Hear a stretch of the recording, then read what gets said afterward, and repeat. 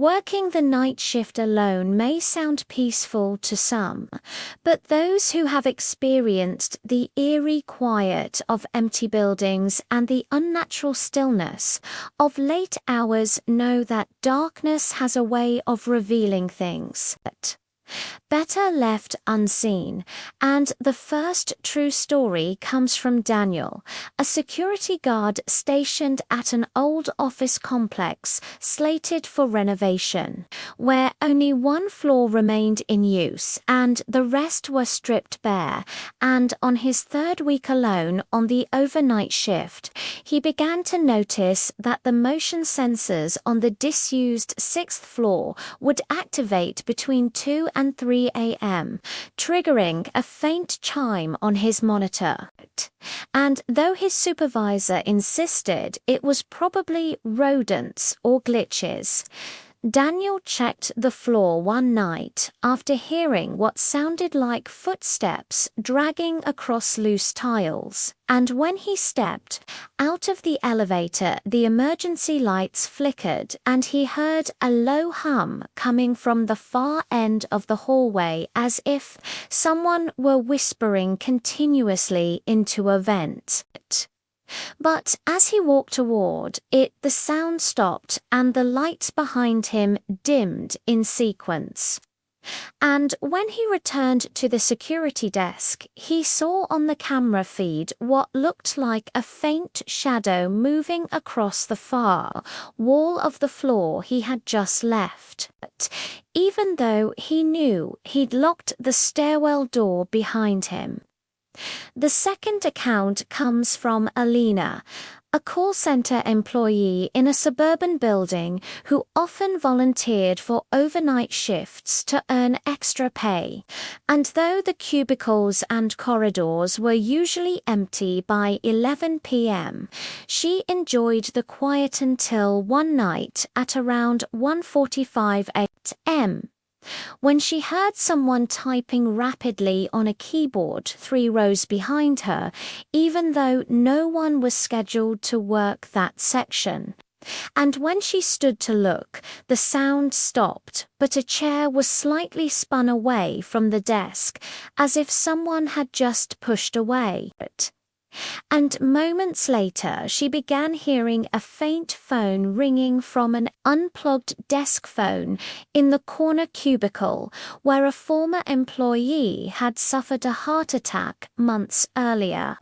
And when she picked up the receiver, the line was filled with static and a faint breathing sound that made her drop it instantly. Then the monitor at that same desk flickered, even though it wasn't powered. And every hair on her arms stood on end as footsteps moved across the linoleum floor behind her, but stopped when she spun around, leaving the whole room to still. Too aware, as if someone was watching from just outside her vision. The third story involves Marcus, a janitor at a small hospital who worked the graveyard shift cleaning the older wings of the building, including a wing that used to house long-term psychiatric patients but had been closed off and partially renovated. And early one morning around 2:10 a.m., while mopping a corridor near the old ward, he heard the distinct metallic squeak of a hospital bed being pushed down the hallway, and thinking maybe a nurse needed help, he followed the sound only to realize it was coming from behind a set of double doors that were supposed to be locked, and peering through the glass panels, he saw the hallway beyond cast in dim, flickering light with shadows stretched unnaturally across the floor, and though he saw no bed or cart, the squeaking wheels sounded as if they were passing right beside him. And then a sudden clatter echoed from one of the empty rooms where old gurneys had been stored. And when he pushed open the door, he saw a gurney slowly rocking in place, though no breeze or vent was nearby, and the air inside the room felt suddenly colder, almost damp.